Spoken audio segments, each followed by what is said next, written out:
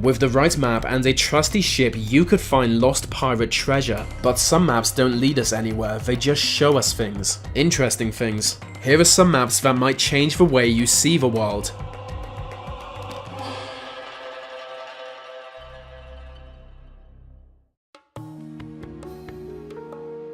This map shows what each country leads the world in. Some of these are more expected than others. Japan has robots, Indonesia has volcanoes, and America has getting killed by lawnmowers. 3 well-known stereotypes. But then the UK has fascist movements, which isn't great. Surely there must be something else we lead the world in. It can't just be fascism. Ireland got quality of life. France got tourism. Libya got heat. What does that even mean? How can you lead the world in heat?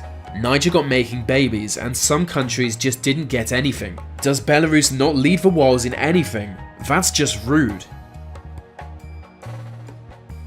This map shows the most valuable brand in each country. Now, some countries are debatable depending on how you value a company. So for example, America has Amazon, but some believe Apple is worth more. The top spot tends to fluctuate between them and Google. But with some countries, one brand has dominated the top spot for years. For Finland, it's Nokia, which people always assume is Japanese. But no, its name comes from a Finnish town called Nokia. At its peak in 2000, 70% of the Helsinki Stock Exchange capital came from Nokia. It's just a huge brand in a relatively small economy. India has Tata, a massive corporation with business in all sorts of industries, from steel and mining to coffee and cars. Its revenue last year was over $100 billion. Denmark always has Lego. Korea always has Samsung. The UK, Netherlands and Norway all have oil companies. This map shows what side of the road each country drives on. Those in orange drive on the left. You'll notice that, by and large, it's only former British colonies that do. This is why people blame us for everything. I'm not sure why Japan drives on that side, but it's thought British horse riders would ride on the left-hand side traditionally, leaving their right arm free to draw their sword if met by a highwayman. Similarly, this map shows every country Britain has invaded. It's 90% of them. Most who avoided invasion are landlocked or historically dominated by other empires, like Mongolia or Belarus. Vatican City and Sweden are among them, and for good reason. There's no point in invading Vatican City, and Sweden is a traditional ally of Britain even during the Napoleonic Wars, but its neighbouring kingdom of Denmark-Norway fought with Napoleon. As a reward for Sweden, the kingdom was broken up and Norway forced into a union with Sweden. The union lasted until 1905, which is weird. People kind of forget the whole thing.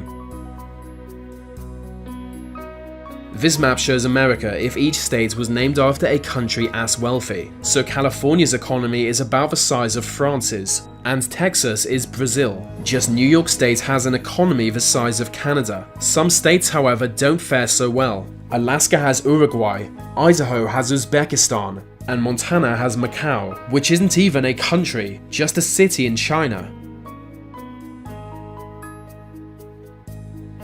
This map shows the most popular sport in each country. Green is football, red is cricket, dark blue is American football, light blue is ice hockey. China has ping pong, which is easily one of the least fun sports, so I don't know how that happened. The map shows something interesting about the spread of culture. Cricket is most popular in UAE due to the high number of Indian and Pakistani workers who brought it with them. In fact, almost 40% of the country is now ethnically South Asian. Japan has baseball, a result of the American presence there after World War II. It's the same with Cuba, as it was very close to America before going communist. This map shows the longest flight paths in the world. There isn't much to say about it, it's just interesting to see how far you can fly. The longest flight is from Sydney, Australia to Dallas, Texas, at 8,578 miles, which would suck. This map shows every country's biggest export in terms of value. You'll notice the major European economies tend to have machinery or electronics, but Africa is dominated by natural resources, especially diamonds and gold. As expected, the Middle East is mostly oil, apart from Jordan. Imagine being a Middle Eastern country but not being oil rich, the one saving grace of a mostly desertous nation. Although Afghanistan has opium, so maybe growing drugs is something the Jordanian government should look into. Argentina has soybeans, which is kind of weird as it's a G20 state. They must be selling ridiculous amounts of soybeans. North Korea has minerals. I wonder who buys North Korean exports. This map shows polling data in each country. People were asked what country is the greatest threat to world peace. So for example, most people in Kenya see Somalia as the greatest threat, but no other country does. People often see their neighbours as the greatest threat, with India and Afghanistan both naming Pakistan and South Korea naming North Korea. America is more named than any other country, but the US, UK and Canada all name Iran, which is interesting. You can tell a lot about people by who they consider their enemy.